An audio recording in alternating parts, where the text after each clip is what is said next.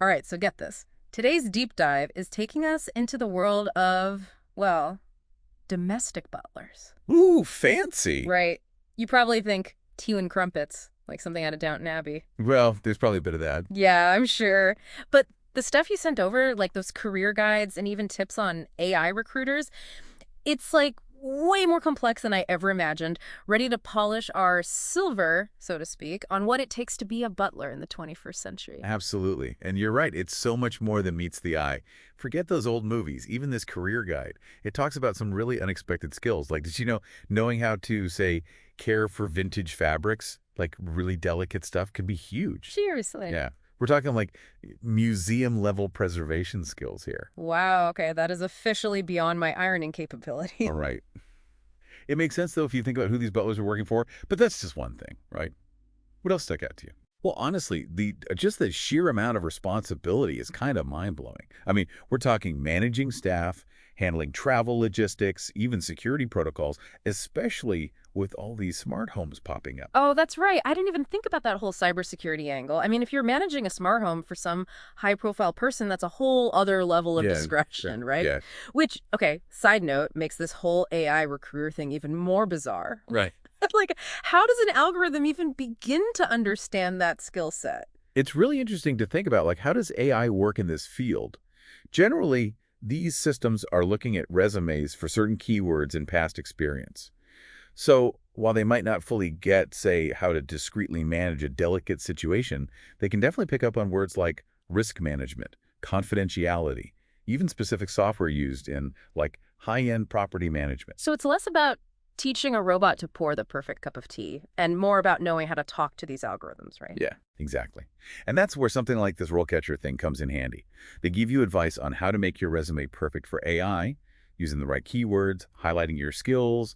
Basically, you have to learn to speak the language of these automated systems. So even in a job that seems, I don't know, about tradition and personal interaction, technology is still a big deal, both for the job itself and getting hired. Makes you wonder, what does it actually look like to, become a butler? Well, there's this entry-level butler profile here, which is a good place to start. It gives you a look into the mindset of someone just starting out.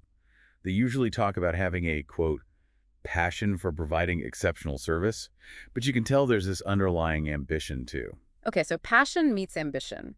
Makes sense, but it can't be all fancy garden parties and private jets, right? That pros and cons section didn't hold back on how demanding this job can be. Oh, absolutely. Yeah. The money can be really good and the work environment is definitely unique, but it's a trade-off. Yeah. Long hours, unpredictable schedules, you constantly have to be on. It's not for everyone. No kidding. That level of dedication, it almost reminds me of like a professional athlete or a brain surgeon or something. Sure. And just like those jobs, you can totally move up in the butler world. The guide even talks about becoming like an estate manager or going into something similar like fancy hotels or event planning. It's like being a butler is just the start. Then you can do all sorts of stuff with service and discretion, which, now that I think about it, reminds me of that functions and core abilities part.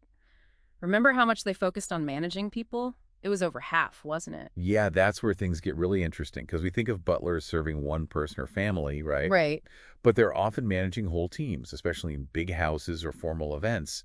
It's leadership, but in a subtle way, organizing staff, giving out tasks, making sure everything's running smoothly behind the scenes. So it's not just knowing the right wine for the fish, you're running the whole show. And if you think back to those interview questions about tough guests or emergencies, you guys stay calm and think on your feet. That's some serious leadership stuff. Absolutely. It's about anticipating what people need, maybe making a judgment call when things get crazy, but always with that calm, collected demeanor.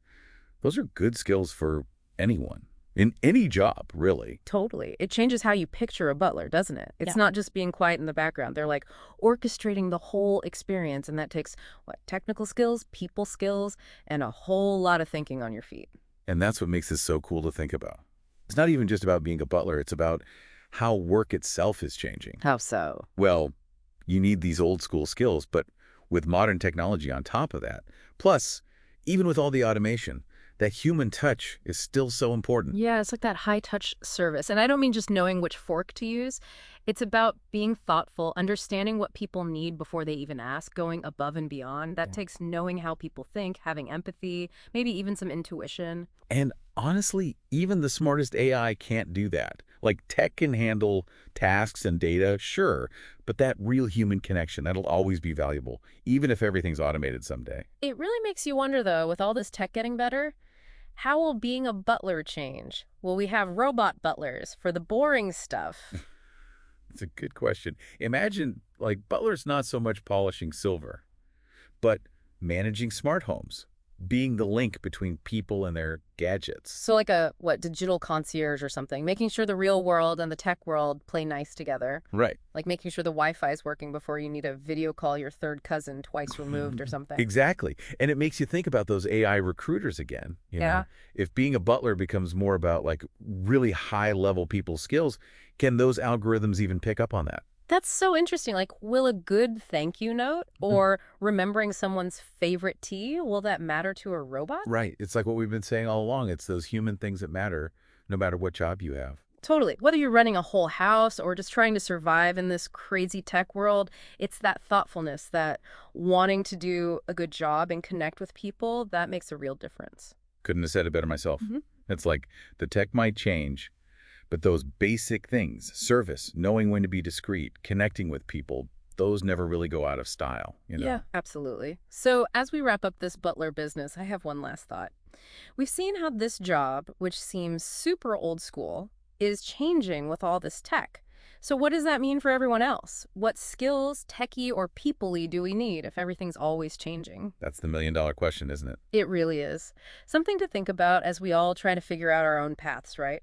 Finding that balance between the old ways and the new. Thanks for joining us for this deep dive. Until next time, keep exploring, keep learning, and keep those connections strong, both human and digital.